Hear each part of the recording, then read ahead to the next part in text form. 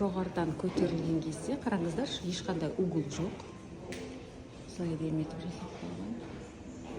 Негізі Гауди бұрыштарды онша қатты жақсы көрмеген. Висенстің қызының бөлмесіне кіріп келе жатырмын. Қараңыздар, сол кезде Гауди қалай жасаған, әрбір детальға назар аударған. Bakınlar, розовый түс. И полда да розовый түс бар.